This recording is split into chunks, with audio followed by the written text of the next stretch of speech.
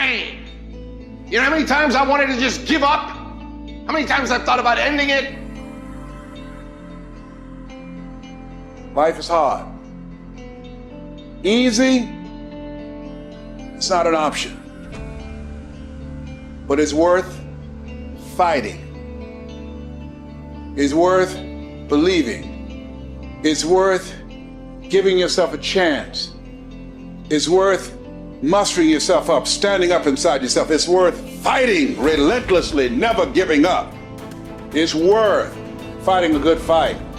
It's worth being around motivated, positive people. It's worth being up-tempo. It's easy to have faith and feel good when you're feeling good and you have no pain and your bills are paid and you got a clean bill of health from the doctor. It's easy to be motivated then.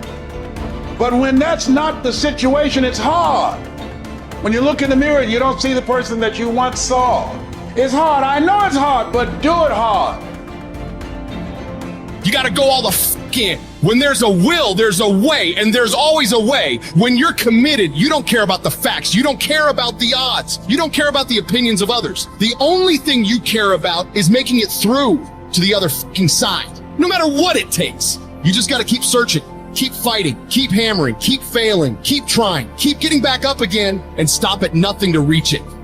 You gotta have mental toughness. You don't give up on me. You don't quit on me. You man up. You woman up. You get your life back. You get your family back. I need you to have mental toughness. When you come up against that thing, you gotta outlast it. And you gotta already have made up your mind before you get to cancer. You gotta already have made up your mind before you get to that exam. You gotta already have made up your mind when you're talking to your husband, when you're talking to your wife, when you're talking to that sickness. You gotta look at it before you even get to it.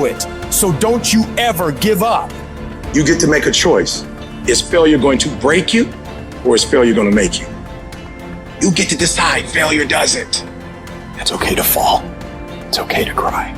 It's okay to go home. But quitting should never be an option. It's not in falling that makes us failures. It's in not getting up that makes us failures. And you get to decide if you get up or you don't get up.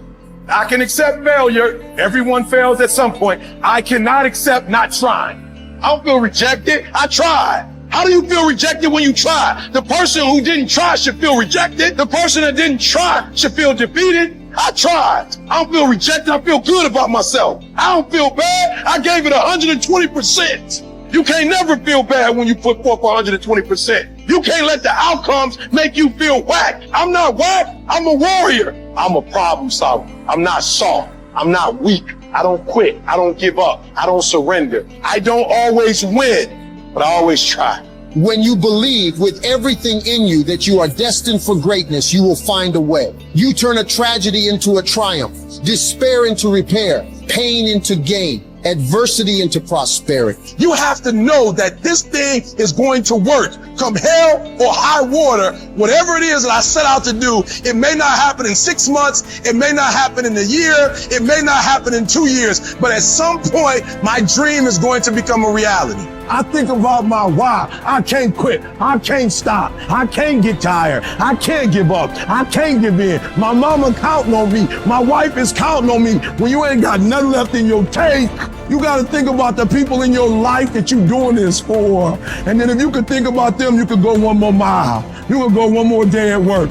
You keep going. You keep studying. You keep writing. You keep singing. You keep rapping. You keep boxing. You keep fighting. You keep dribbling. You just keep on keeping on. And if you persevere, every storm that's come, it will pass.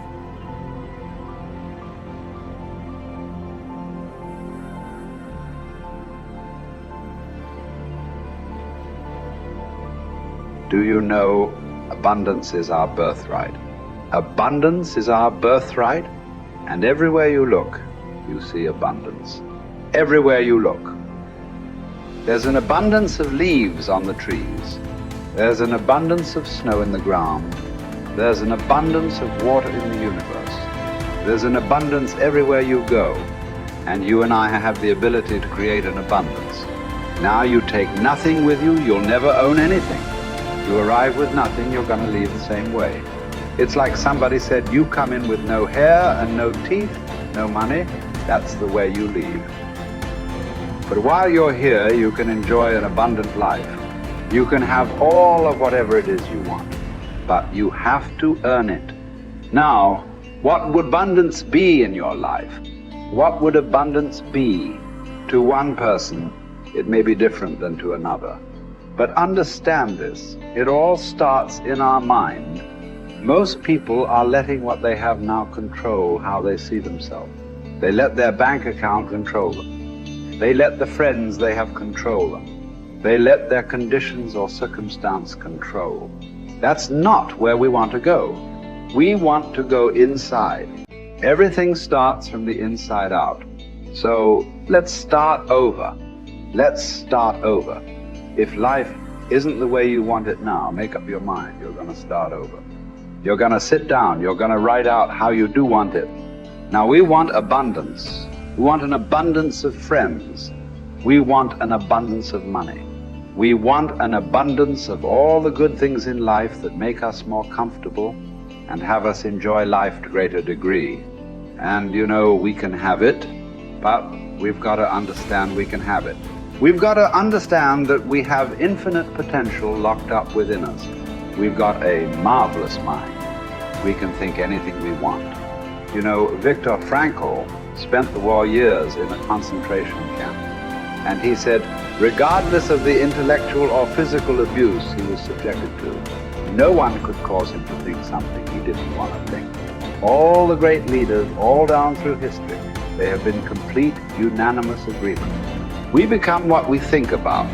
Well, don't think lack and limitation. Think abundance in whatever you want. See yourself with plenty, with abundance. Hold the image and then just think, how can I get this? By continually seeing yourself with it, the way to get it will start to come to your mind. You will attract whatever you need because you're getting on an abundant frequency, and it'll all start coming into your life. As you move towards it, it'll come towards you. Abundance, it's your birthright. You've got to decide on it. Enjoy it. You know, if you can survive the temporary pain in your life, and all pain is temporary, if you can survive the temporary, on the other side of temporary pain, you meet another version of yourself, another insight about yourself. And that's why it's so important to grow as a person, because the more we grow and become a new person, we can help those that used to be like us. And that's why you and I are so addicted to growing and learning, and we're curious, because if you used to be a broken person and you no longer are quite as broken, you can help broken people. If you used to be broke financially and you no longer are, you can help people. Whatever you do for a living, at one time you didn't know about it and now you do. You can help those who need to know about it. And so you're immensely qualified if you understand the power of doing one more.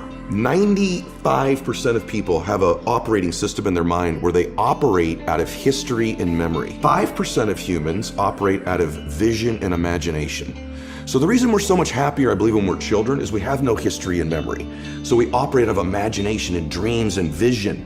But at some age, some people it's 5 years old, some it's 8, some it's 18, some it's 28, they create a history, and that history then becomes the operating system. So even if they take on a new behavior or tactic, they're operating out of a pattern of thought and belief that's historic and memory-based. And so the number one thing I would say is begin to operate out of your imagination again, out of your vision again. Create from that place. If you create from that place, now you're not tied to the result in that moment. You're giving yourself space to imagine and create something new in your life. You're the product of who you hang around. Wow. How do I know if they serve me or not? Here's one way to just deduce this, because they could be beautiful people who care about you, and they might even support you. But when you're with them, what are you ever have those friends you're with them, you're like, you remember when, you remember that party, remember that thing? Yeah. And if your friends are constantly bringing you to the filtration system of memory and history all the time, think this through. How often are those friends saying, hey, what are you working on now? Where are you going? What's your vision? What do you want to create? And maybe that sounds hokey, but you and I have both our friends have the most amazing histories, and you can't get them to talk about them. No. You have to work, because what are they still doing? Yeah. They're talking about now and where they're going. Yeah. Their viewpoint in their life is being present and having a vision for the future. Yeah. A formula for misery, a formula for lack of creativity, lack of productivity, is constantly being history and memory. Even if it's good, it doesn't serve us. And for most of us, it's not good. And we keep living from it or trying to move away from it. Create a new future. Don't move away from the past. Create a brilliant, imaginative, curious, vibrant vision for your life. Love for something is in the present moment also, right? Love is not just for the past. And it's funny how important one day is, man. When my dad got sick, my dad got cancer. When he first got sick, he goes, hey, my dad was a dude. He goes, look, I'll fight this one time. Okay, I'll do your little chemo and your surgery, but I'm not gonna pour poison into my body. I'm not gonna lose my hair. I'm not gonna deteriorate. I'll give this thing a shot once. If it doesn't work, I'm out. That led to 8 years of him fighting it. Chemo, radiation, proton therapy, surgery, chemo, experimental chemo, and he did lose his hair and he was in pain. And I'd say to my dad, Dad, you're suffering so much. You said you wouldn't suffer. He said, no, Eddie, I'm in pain, but I'm not suffering. I choose not to suffer. And I'm not suffering because I get to see my grandkids again. And I said, Dad, why are you doing this? And he said, you only understand the power of one day when you're threatened with never having another one. I'll do anything for one more day. Get to be with you one more time. Give your mom a kiss one more time. Maybe I'll see one of my granddaughters get married. And he goes, I'll do anything for one more day. And when we begin to think of our life that way, the power of right now and having one more moment and one more minute is so beautiful. It's so blessed. It's so big. It's so amazing. Why would we spend that minute in history? Why would we spend that minute in the past when we could be fully present and creating the future?